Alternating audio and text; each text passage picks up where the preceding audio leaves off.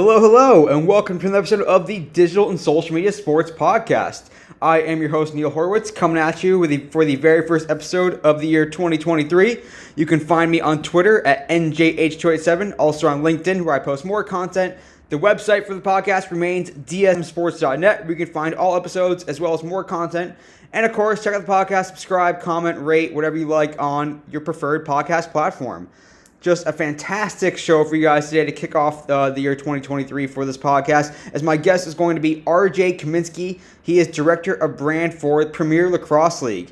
It's been so cool to watch what RJ and the PLL and Paul and Mike Rabel have done with the PLL to elevate the sport of lacrosse and certainly professional lacrosse in this country. And PLL continues to kick ass. They have big plans in 2023. We'll talk a little bit about that with RJ. But RJ really isn't a unique role. You know, he talks about how he got started with PLL and was really an on-camera presence for them. You know, doing a vlog, giving fans an inside look at events. You're going to hear a lot about that from RJ. But something really interesting came out about speaking about that role that he took on, and that is how he really did become a visible face. You know, kids and parents and fans would recognize him, and still do at events. They follow along his personal social media to keep up with RJ because he has become, you know, a personality in and of himself. And RJ, you know, really realizes what a responsibility that is that he takes on.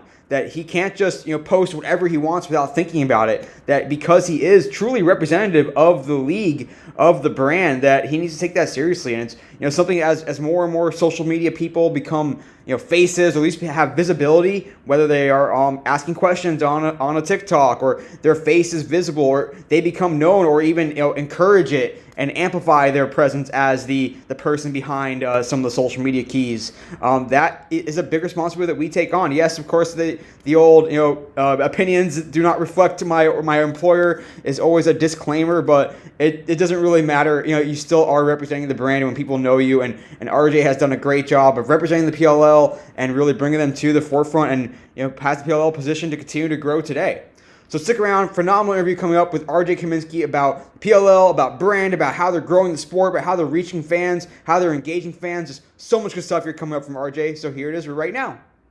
Back with today's guest, and I am super psyched to be able to talk to him. Known him for some time, and it's been really cool to see him and the Premier Lacrosse League just continue to grow. I'm joined on the podcast today by RJ Kaminski. He is the Director of Brand for the Premier Lacrosse League. Welcome to the podcast today, RJ. Neil, what's going on, man? Thanks for having me. So psyched to be able to talk to you. It's really cool to continue to see everything you're doing and to see you kind of take fans into it all too. But before we get into the meat of our discussion about the PLL and everything you guys are doing, I want to hear about you. Tell us about your background, your career path, all the stops along the way, and any tips for folks that want to do what you do. Will do. The original dream for me, Neil, was to get into sports broadcasting.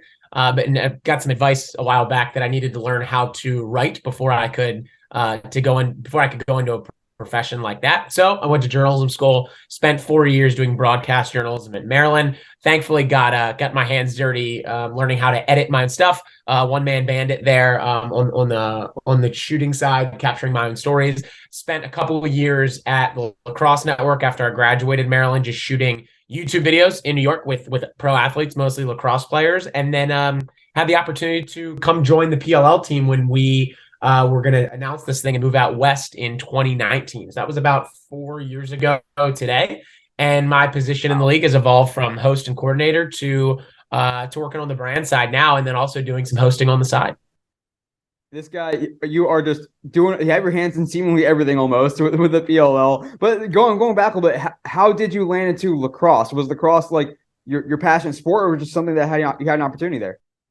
Wasn't my passion sport necessarily. It was just a sport that I had been around really my whole life. Going to Boys Latin, it was a big lacrosse school, and thankfully I had an opportunity to work alongside a close friend of mine in high school for a senior project of his. Shootout for Soldiers is what we called it. It was a 24-hour lacrosse game, raise money for veteran charities while also playing a long, continuous game of lacrosse. So working on that nonprofit for 5, 6, 7 years, was able to really create a lot of relationships in the space, which ultimately led to me going to TLN and getting the opportunity to go to PLL. And I have to ask about TLN because I've read and listened to and heard about a lot about Colin and Samir, who, if people are not familiar, look them up. They are, I guess, kind of YouTube influencers and just really smart about the space, and they started the Lacrosse Network and have grown it quite a bit over the years, as well as their own brand. So did you get tell me about any interaction with Collins Mayer and basically what you learned by working at TLN? Oh man. First off, just learned tons about just vlogging in general, marketing, really like marketing tactics back in 2019, 2020 in particular, working alongside them. And three, really just the do's and don'ts of not just YouTube, Instagram, Twitter. Those two have just been a wealth of knowledge for me, and it was really a testament to them and what they did that allowed me to do what I have done and what I am doing now. So eternally grateful for those guys for really charting the path on the vlog side and the lacrosse space. Those guys were the first to do it really, and did it really damn well, and are continuing to do really well too. Shout out to those two. They just crossed 1 million on YouTube recently, and they're presenting at the Streamies tonight. They're kicking ass. So shout out to those guys in particular. So cool. And like, was there a point when you sort of realized that, hey, there's a difference? There's broadcast journalism, there's typical broadcast, whatever, being like a play-by-play person, and then there's this it's becoming more and more similar, where what you're doing on social, what you're doing with new media, what you're doing on YouTube is the same as what you may be doing with a newspaper, with a broadcast network, with ESPN. Like, was there a point in your own career development where you're like, hey, like, there's a lot of ways that I can do this, and being a part of like a new media or social media network is just as cool.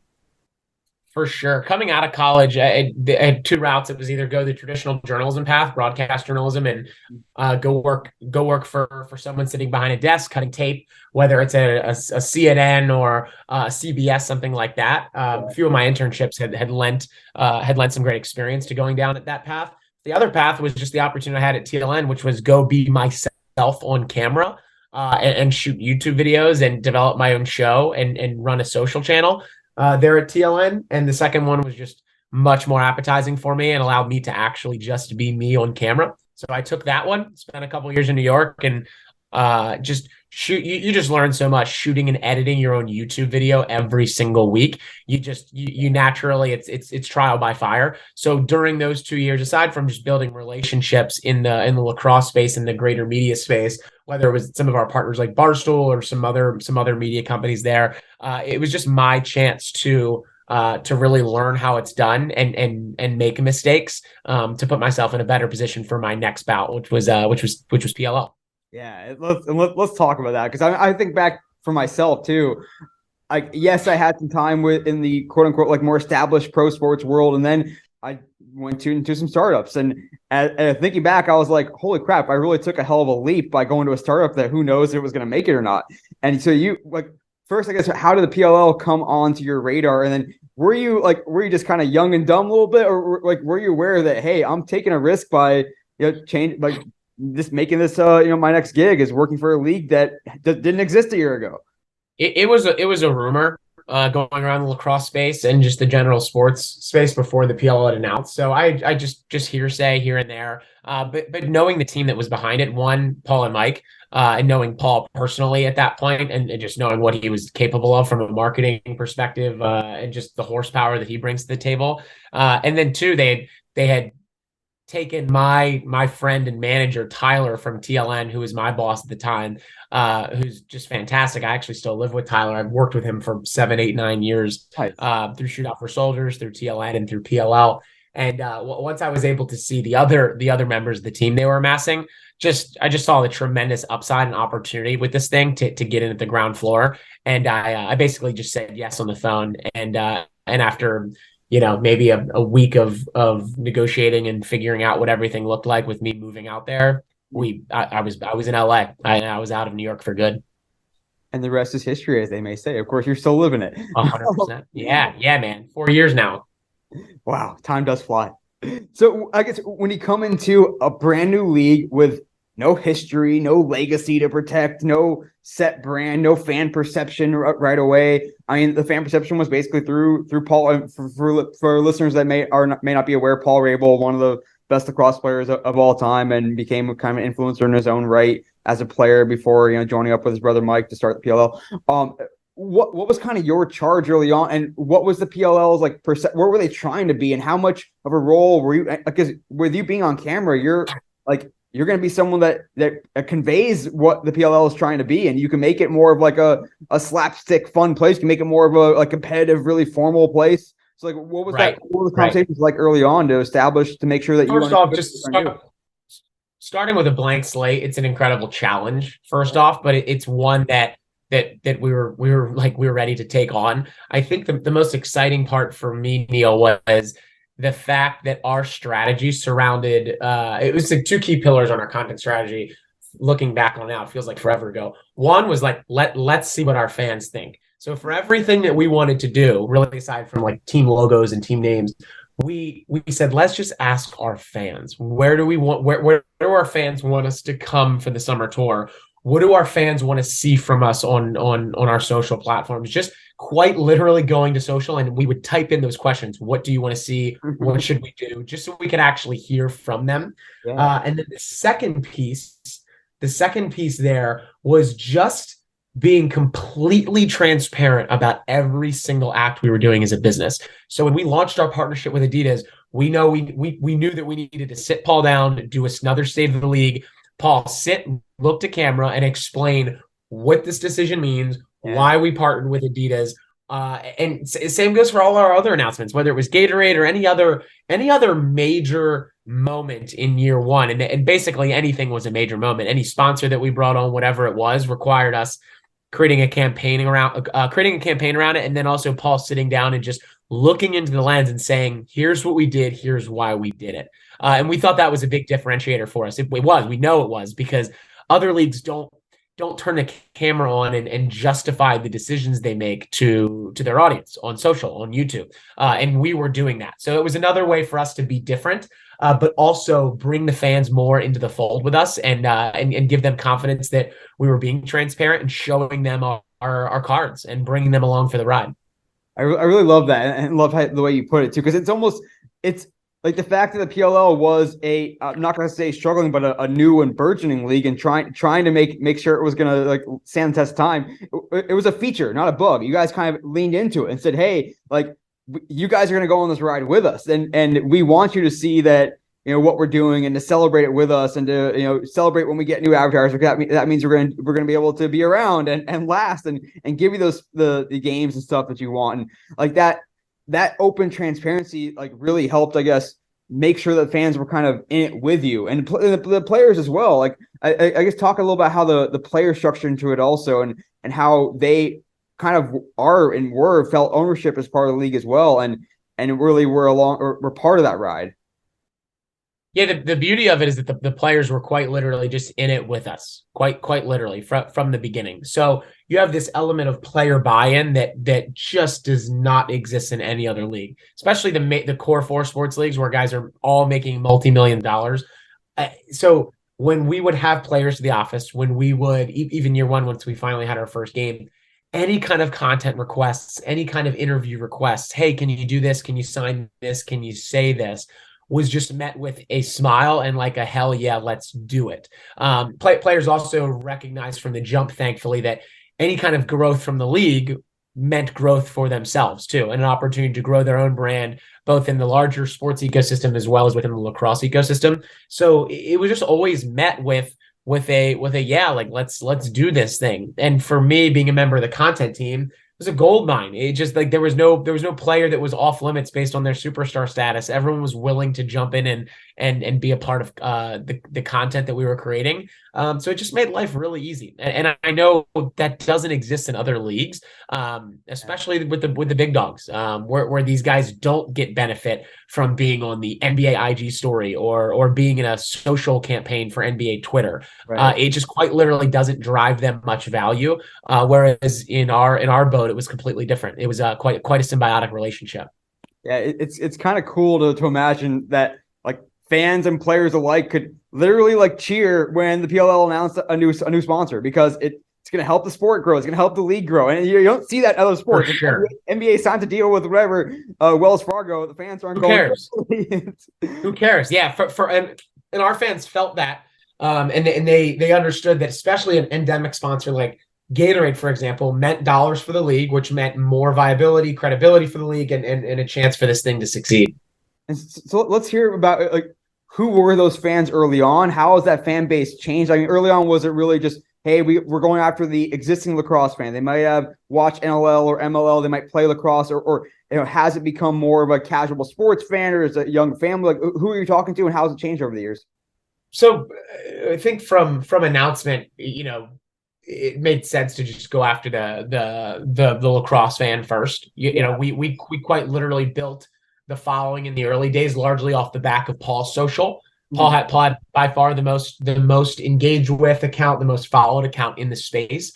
So we were really growing off of a lot of the announcements that we were making through Paul's megaphone until we got the PLL megaphone to up to par and with enough of a following to actually go and make announcements over on that channel. The evolution of the PLL fan has been interesting to watch, Neil, because now it's like when we think of our league announcements, we're trying to reach the casual sports fan, we're trying to reach the fringe lacrosse fan, and of course we're looking to reach the hardcore lacrosse fan. But watching the most satisfying part has been watching the fan who really doesn't have an interest in the sport of lacrosse, but something along the way, a campaign that we did sparked their interest enough to follow along, and then which led them to a little bit further down the fan funnel to potentially watch a game with us, and then they're really in it, and then they're potentially picking a team, and then they're potentially appearing in person. So watching some of those fan journeys just on Twitter, as you can see when someone follows along or when you see someone start to engage and then you see them actually come to a game, watching that probably has been the best part, and seeing various different ecosystems engage with PLL in the ways that they want to. So some of our casual fans will never come see a game. They're content watching the PLL through the lens of just social, and then some of our fans will travel to 4, 5, 6 games across the summer and make a road trip out of it. So there's quite a variety there. But watching the fan journeys from year one to where we are now has been has really been fascinating. I love thinking about the idea because of the PLL's touring model. You guys can literally have like groupies that just go with you to each stop. Hell yeah, man! Jump on a tour bus. Like we've had people rent RVs, travel along with us during the summer. It's been fun. And what have you found to be some of those entry points to PLL fandom? I mean, you kind of alluded to a little bit before. Like, has it been, hey, like they saw a sick play on watching on ESPN or NBC or ABC, or they really like this player's story. The player has a really inspirational story. This player went to my school, and I'm going to follow them along. Like, what have been some of those entry points, and what have you found over your time there? Yeah, you actually nailed it with some of the examples you cited there, Neil.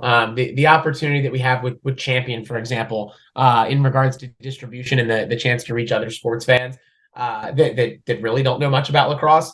Think of the recent example. We did a commercial with Miles Jones where we have this young kid and he evolves into Miles Jones. He talks about not having a role model in his life growing up that played lacrosse, but Miles is discussing not really having a role model that he looked up to. And then, the kid basically grows into Miles Jones and he's shooting and scoring in a PLL game.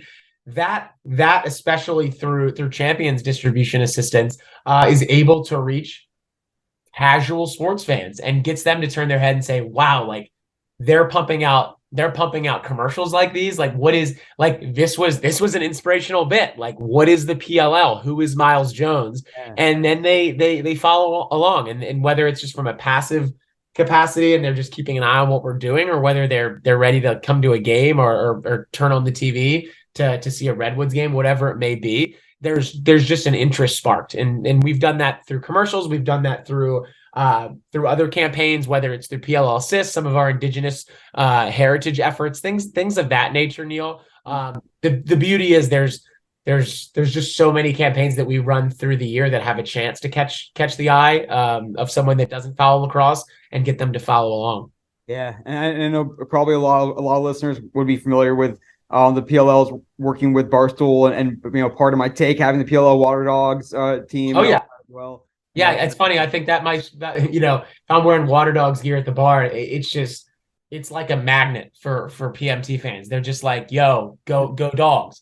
And it's a lot of them know nothing about the Water Dogs beyond maybe a player or two. And the fact that Big Cat and PFT are owners of the team, and but it's quite a box that checks for us, and it's just incredible brand awareness to be on that pod and to have that association. It's super cool. Let's double click on that actually a little bit. Not so much the Barstool and part of my take side, but like when you're thinking about the PLL and what you guys are trying to accomplish, are you ultimately trying to build PLL fans and fans of the chaos, fans of Archers, fans of the league and the players?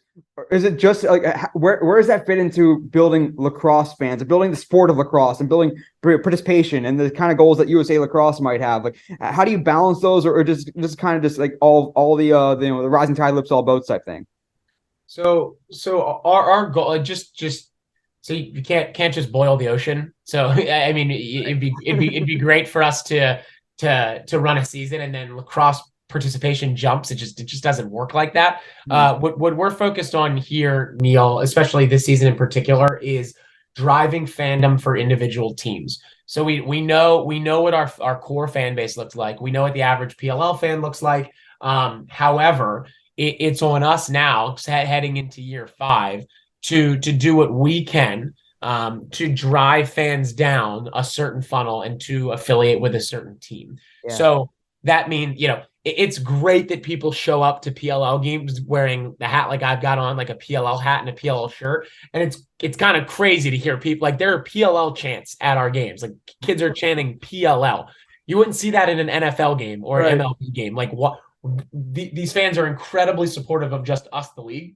So we've checked that box a good bit. Of course, there's still a ton of work to be done, but the next box, Neil, is really like the fan affinity side. So let's drive those quote unquote PLL and league fans to associate with a team, to follow that team specifically across social, so that we can continue to diversify those fan bases and not just have a large group of PLL fans. And then two, the other piece is us just differentiating those team accounts as we grow and develop those individual brands. Because especially for your viewers that don't know necessarily much about PLL, we are one single entity. We do own all the teams. So it's important for us, especially heading into this 5th year now, to differentiate those teams and have them operate independently across social in particular. That's what we've done now. Like we now have individual teams assigned to each club, so that we can differentiate that voice much more than we have in the past.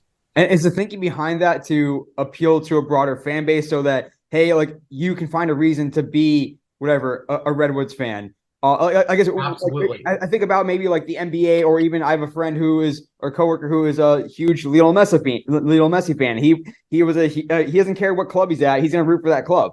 And it might be similar where like I'm going to root for whichever team Miles Jones is on. I'm root for whatever team this player is on. So like what's behind trying to get fans to become fans of teams and how that goes into strategy?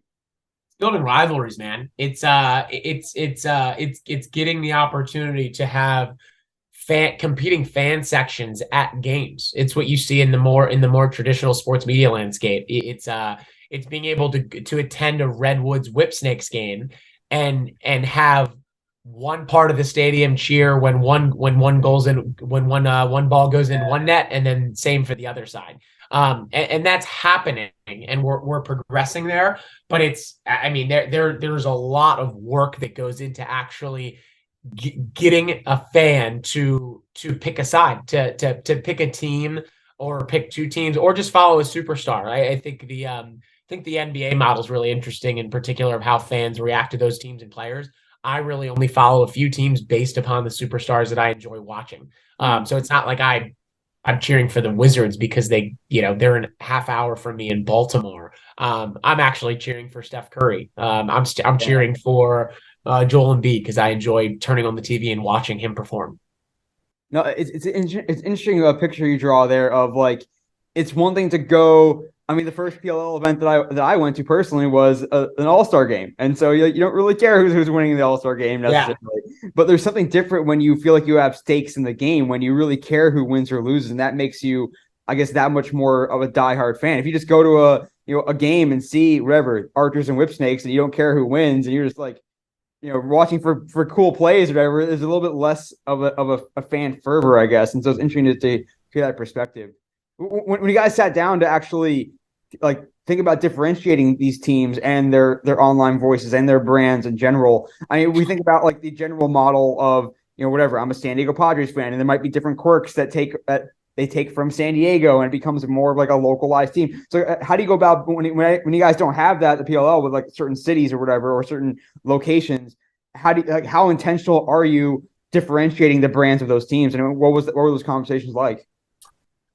It's largely driven by the culture that's developed from the head coach and the players of those clubs. So I'm trying, for example, I think Chaos is one that we can start with.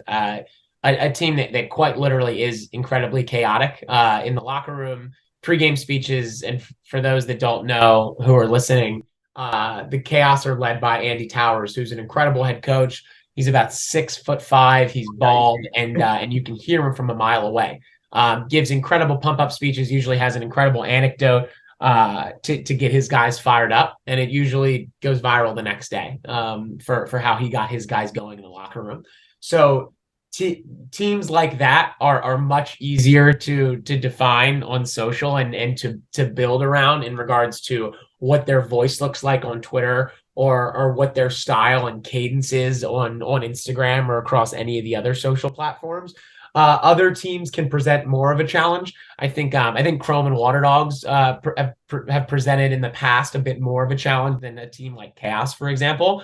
But it's always just this incredible creative back and forth process that we go through for each of these clubs, and how can we make them different from one another so that they're not just like this cookie cutter template that looks like it's all being run by the same person. Yeah, no, I like that. And I think this is another case where sort of the lack of history or legacy comes into play a little bit. And sometimes, like to your point with Andy Towers, it's the coaches, it's the players that really help define the brand. And that's when things are strongest, is when it echoes throughout the organization. The players feel it and the fans feel it.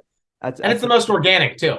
So letting that play out over the season, and then adapting on social as it happens is what we found to be the most organic way to do that. Yeah. A few minutes left here with RJ Kaminski, director of brand for the Premier Lacrosse League. Having so much fun here.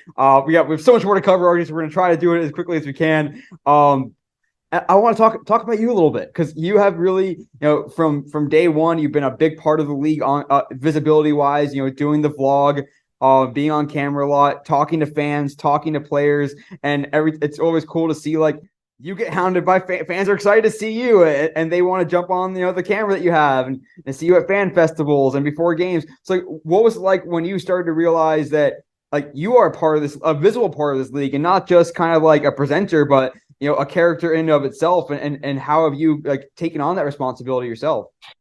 It's really cool. It's really unique, and I know this opportunity doesn't exist in other sports leagues. From day one, when I joined the PLL, I was given a camera, wasn't given much direction, and was basically the proclaimed tour guide of the league to showcase those who are at home what it looks like on a PLL game day, what it sounds like in the locker room, and what it looks like just for a typical game day, with no red tape. So that's what I've been given the privilege and opportunity to do. And with that and putting out content on a weekly basis, and being a part of a team that quite literally is building in the open. We, the PLL, are building in the open. People talk about our ratings. People talk about our sponsorships, all in a public setting, Twitter, Reddit, Instagram, whatever it may be, in the comment section on YouTube. With that responsibility and with that opportunity just comes feedback, criticism, all in a public forum that other people don't get at normal jobs. Or, when like people aren't dissecting your performance when you get back from work, Neil, that are outside of your company. People aren't rambling on social about how Neil had a bad week or how Neil just made a terrible decision here. So with the territory, can come some struggles and some unique challenges that you just have to overcome, and you build mental fortitude over the countless times that they happen. But it's overall, man, it's an opportunity that I'm incredibly thankful for, and it's a unique one. And with it comes responsibility too. So just being a good role model too across social is something to be thoughtful of. Yeah. Can't just post anything I want or say anything I want. Of course, I try to do that largely, but also keeping in mind that that I do need to have a bit of a filter and understand who's watching me and make sure I'm setting a good example for those at home. Yeah. And what have you found has resonated the most with the viewing audience of the PLL and of your content? Like when you're interacting with fans or interacting with players, when you're taking fans around the stadiums, around the cities, like what Right. has worked well? Uh, Player personalities for sure, far and away. But nothing's better than when a player in our league just really gets comfortable with myself and the camera, and the back and forth just is just so organic, man. So you're sitting at home and you're watching someone like Miles Jones barrel someone over and put it in the back of the net from two. And then you see him in the locker room with his shirt off, drinking a beer, celebrating with his teammates, making jokes and singing along to his favorite like Drake album. Those are the moments that humanize our players and really deepen the fandom that already exists there. Potentially attracts a new fan to follow along with someone like Miles. So really that's the far and away type of content that works the best. And of course, we have some pretty funny fans too that we capture engagements with, and whether it's a seat upgrade or whether it's joking around with someone in the premier zone, some of those moments really shine too for us. Yeah. And do you feel like is there a mandate to, or even from some diehard fans that really want a focus on the X's and O's of the sport, of why someone is playing the way they're playing, or what's going on a power play? Like, is there an element of we want to cater to these dire lacrosse fans, or is it really just, hey, the wider swath of fans want the more the fun, lighthearted stuff and player personalities? In my mind, Neil, we've hit the lacrosse fan. Lacrosse fans know we're here. They know of the PLL at the very least.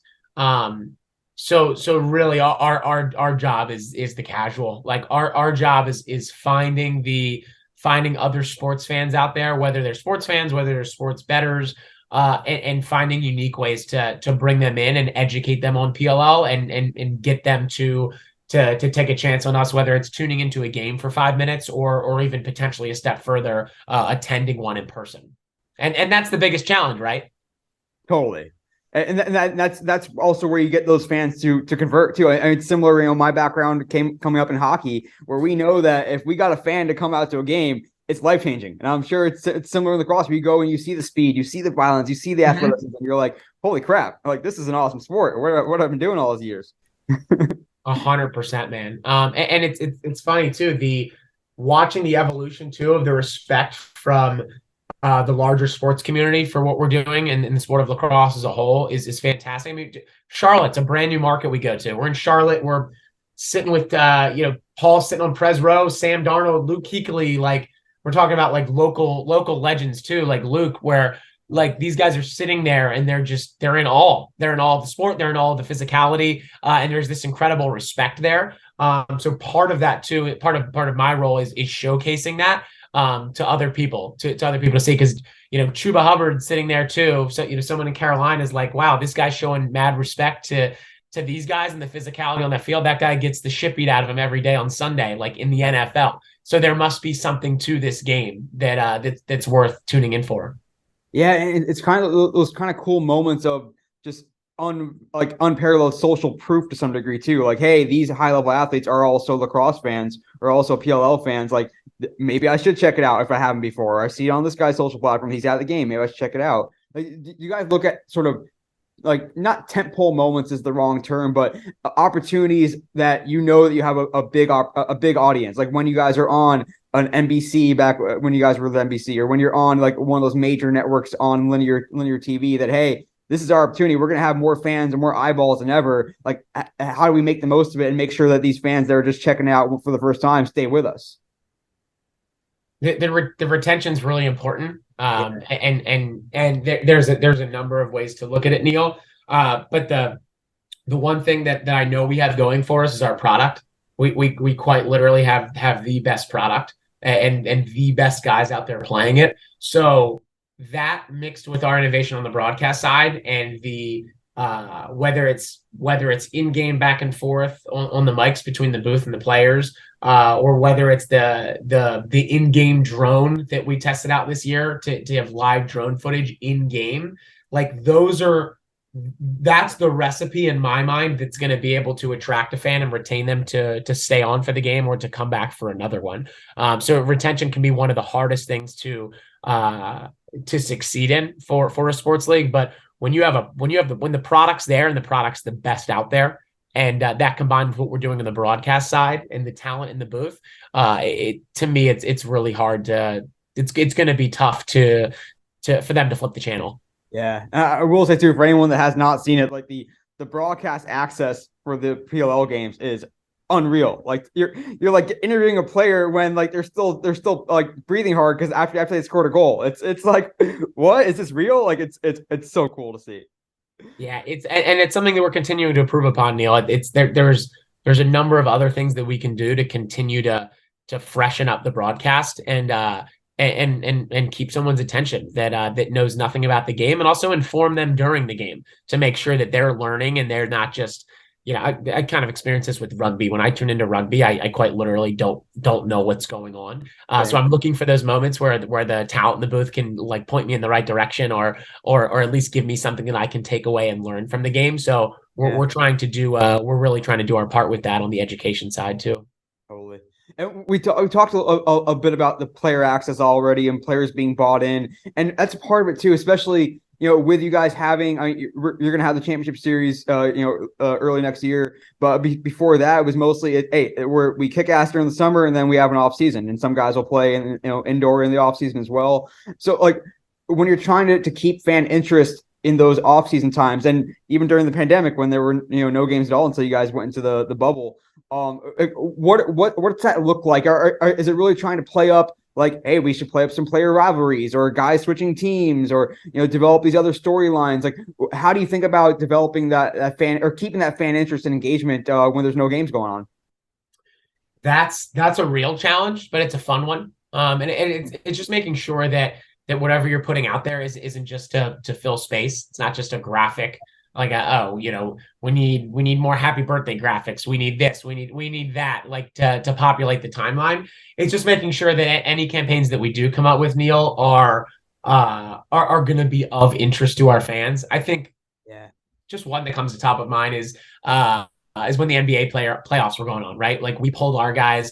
Who's going to win it? Like, let's put out a graphic of our superstars and see what they think about this, this stretch that we're in for the playoffs. And that's a chance for us to jump in other conversations in the sports world that are going on. But that's actually going to be of interest to our fans. So that's just one example, but really those are the most fun times for our marketing team, because we'd like to think we're pretty creative and can come up with some ways to keep those fans engaged. I will save it for our next segment, but I'm going to have you talk about the cheese ball toss during the pandemic, because that was like a perfect example of that right there. So we'll save that for our quick shot segment. But I'll tell you one more thing for the shareable stat and our quick shot segment, and this is always a fun one, especially for someone like you who's like balancing so many different tasks and responsibilities. Take us through a game day for RJ Kaminski and the life of, whether you want to talk about the week leading up to a game and the tour stop or just the game day itself. What's that look like from sun up to sundown with as much detail as you'd like? Wake up, largely first thing on my mind is promotion. So game graphics, promo, like where are hype videos living? Where are those going out?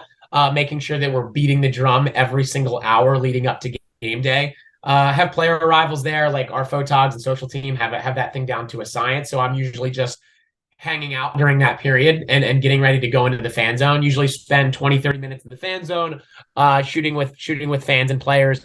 Then I get into the stadium, do some more promo, tune in, whether it's stories, Twitter, whatever, getting people notified when the game is, where it is, and continuing to hammer that home. And then players come out for warm-ups, start filming. Because I usually, at this point, I try not to film with guys during the game. Like that's their go time. So let's respect that. And during the game, it's really a back and forth between in the stands, on the field, in the stands, on the field, trying to vary the perspective and just hit as many different places as I possibly can. Go in halftime, chat with the refs, go in the refs locker room, go in the Redwoods locker room, go in the Whipsnakes locker room, whatever teams are playing that day. Come back on the field, and then that back and forth continues. Walk around the concourse, get something to eat, showcase something tangible at home that the viewer can leave with. Whether it's going to the crab cake truck in Baltimore, let's film that because that's a flavor of the hometown. And then winning team, let's get in their locker room. Let's talk about the win. Maybe the guys are shit talking. Maybe the guys are just in a really great mood, throwing jokes around. And then do it all over again for the second game, and then do it all over again the next day for those games back to back. Shoot the footage back to my editor, and then give notes Sunday, Monday, Tuesday, and then usually the vlog gets out Tuesday or Wednesday. Just a content machine, man. You're constantly going, but it looks like a lot of fun. You look like you have a lot of fun doing it, and you do a great job of bringing the energy and bringing just that personality. I feel like it's part of your personality, but it's part of the personality of the league too. And this just, hey, we're out here having fun playing a sport that we all love, and it's really fun to watch. Appreciate that, Neil. Really do. Well, RJ, we're gonna have some more fun with you in our quick shot segment, but first episode of Shareable Stat coming up right now.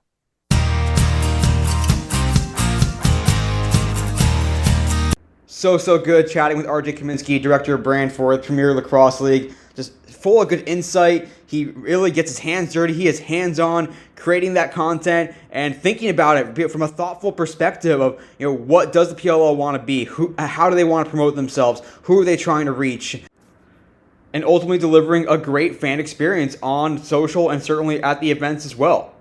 But we'll have some more fun with RJ coming up with our quick hitting questions. But first, this episode's Shareable Stat. This episode's Shareable Stat comes from Sports Business Journal, which was looking at the number of views on social media. But the most viewed player on NBA's social media platforms in the year 2022 was Steph Curry with 485 million views. That is astounding, and also it is a lot more, over 100 million more than the second most viewed player, who is Ja Morant, and nearly double of what LeBron James and Giannis Antetokounmpo have at numbers 3 and 4 spots. Just a really interesting stat, not necessarily to try to put it in perspective, because 485 million views is really hard to wrap your head around for a single player, but it gets you thinking about how granular you can start to look at your own content. And I think a lot of teams probably do this more than you would think, of thinking about who are we featuring, what player are we getting out there, are there other players that we want to get out there more. Certainly it does come along when it comes to like video content and interviews and whatnot, about who is willing and who is good on camera and who wants to kind of engage with you a little bit. But there's other ways as well, thinking about how many highlights are we sharing, who's on our graphics, who gets motion graphics shared about them more often than others? What milestones do you call out? What big statistical achievements or big games do you call out? Not just the NBA, of course, but of sports across the board. And so it's thinking about, is this a young player that we think is ready to be embraced by the fans? And how can we help, get fans more excited about him? Or is there a veteran, or is there a star player that's always good for engagement? And of course, that can be tempting as well, to always just go back to that well again and again. A lot of different ways to think about this, and it goes, of course, beyond who you're featuring as far as players. It might be certain themes that you want to put out there from your branding, certain campaigns that you want to make sure are getting love, certain angles that you want to try out with different athletes and different fan bases. So a lot of different ways to look at it, but it's an interesting shareable stat to sort of make you step back and think, how do we get a better handle, or how do we think about who is driving the most of our engagements, who's getting the most play, who's getting the most visibility among our team, and thinking about ways to track that. We're only getting smarter with AI, and certainly with tagging your content, tagging your posts. So something to think about, ponder it, talk about it. Again, 485 million views on the NBA's owned and operated social media platforms for Steph Curry, who leads the pack by a lot. All right, that's the shareable stat. Stick around for some fun and more good insight from RJ Kaminski of the PLL. Back in this episode's shareable stat, I am joined once again by RJ Kaminski. He is Director of Brand for the Premier Lacrosse League. RJ, you kicked ass in your interview. Are you now ready to take some quick shots? Let's do it. All right, number one. Going back to your time working in, you talked about doing some broadcast internships and jobs with WBAL. Tell me about your favorite memory from your time working with WBAL. Best memory was Adam Jones telling me lacrosse isn't a real sport in the locker room, and then having a back and forth with him about why it is a real sport and why it's better than baseball. And so has he been to a PLL event, or has he played lacrosse since? Nope, never. He also made fun of volleyball too. I was a volleyball player at Boys Latin, so we had some jokes about that. Oh man, I used to like Adam Jones too as a Sandy. I think it's Sandy. I was like, Adam, you shitting on lacrosse isn't going to be a good look in the market you're playing in. He was like, I don't care, man. Number two. This is going to be tough for you because there's so many probably.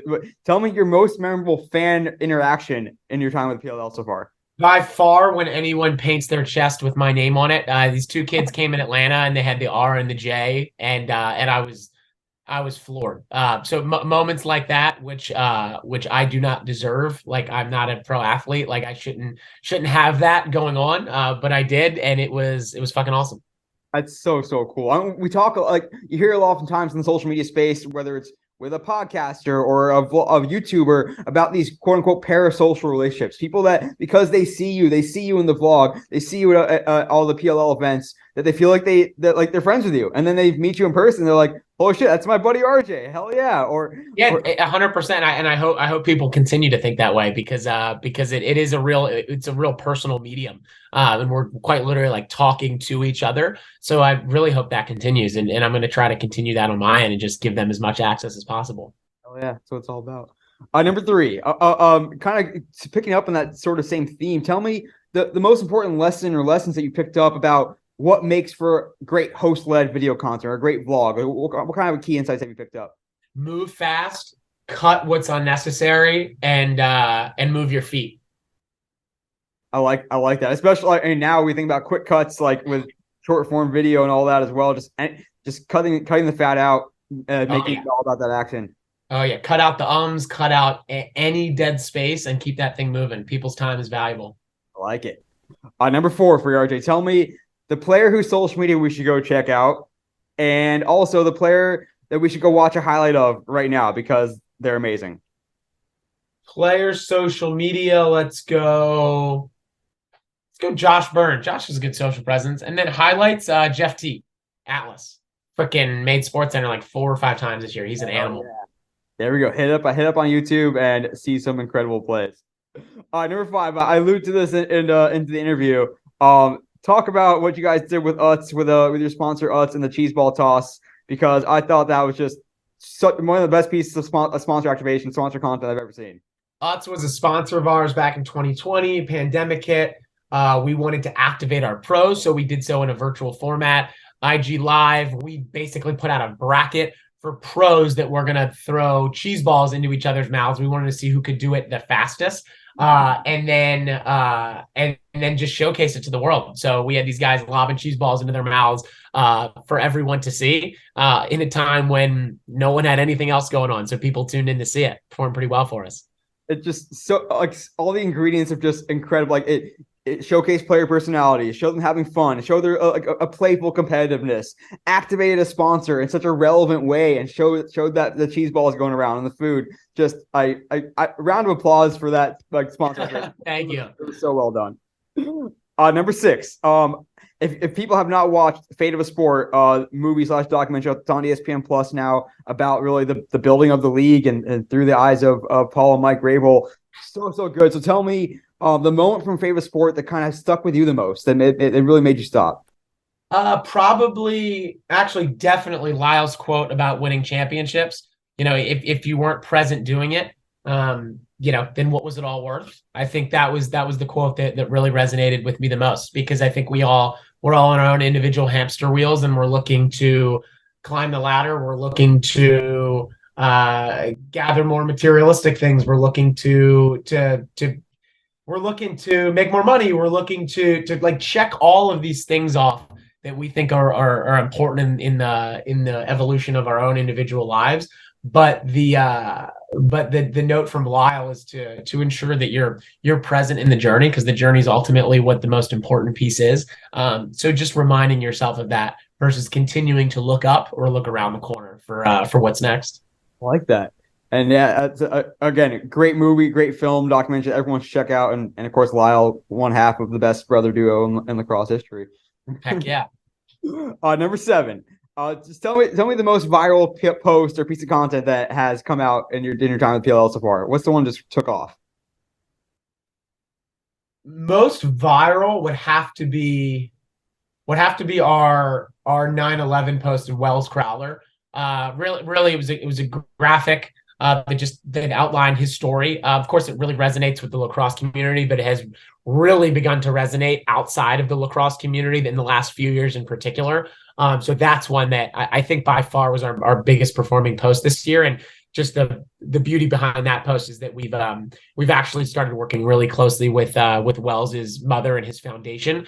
So we pick a weekend where we honor Wells on 9/11 each year. We did a bandana giveaway this year and put together a pretty incredible recap of his mom coming and speaking at halftime. So that's something we're really proud of. I love that. That's super powerful. And if anyone's not familiar, look up like the red bandana or Wells or his name, and you'll see just incredible story there that's been told by many. All right, number 8. It's time for our food question, RJ. We love our food question. It's always part of the podcast. So tell me the best meal that you've had on the road with the PLL and where you got it. And then there's a second part of this question, but I'll save it. Albany Diner, which is just fantastic, man. Macaroni, cheesesteak, sandwiches, ice cream bar. Nothing beats the Albany Diner. I hope we go to training camp there every year. That sounds really good. All right, how about in part 2? How about if I'm in your back in your hometown or area back in Maryland? Where should I go get the best meal out there in Maryland? Carson's Creekside. I actually used to wait there. I used to bus there, and I used to drive the golf cart there, picking people up and taking them to the restaurant.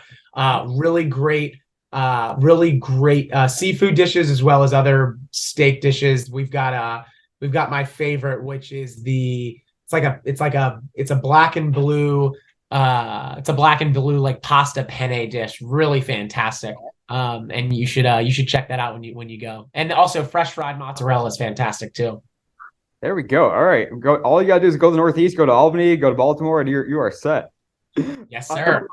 Last question for you. This might be tough, or I guess it's another two-parter as well. First, the MVP of the 2023 PLL season will be blank, and then part 2 is who will be the breakout player of the 2023 PLL season we should watch out for. MVP and breakout player. Who you got?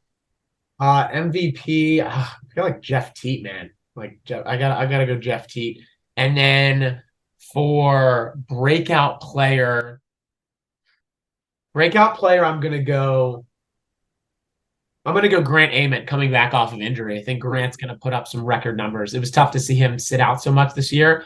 So I think Grant Ament's going to come back with a vengeance.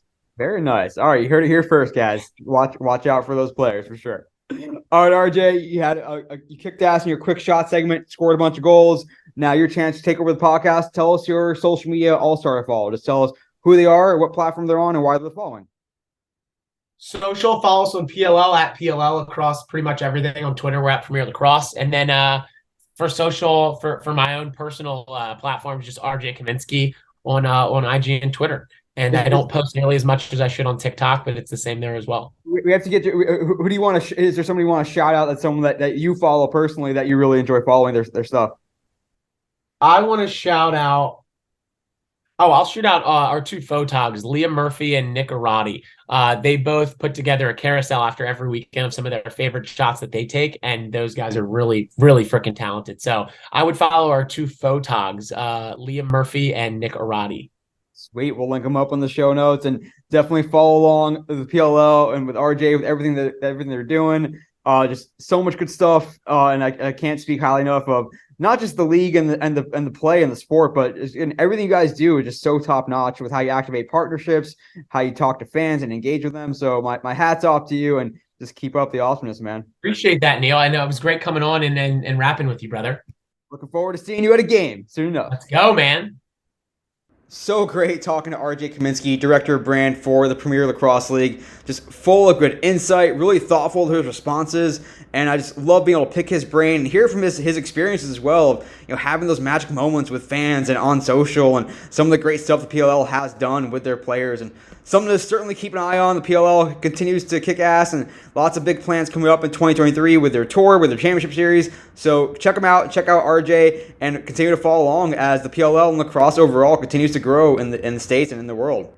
But that'll do it for this episode of the Digital and Social Media Sports Podcast. Thanks again for listening. As always, I'm your host, Neil Horowitz. You can find me on Twitter at NJH287, also on LinkedIn where I post more content.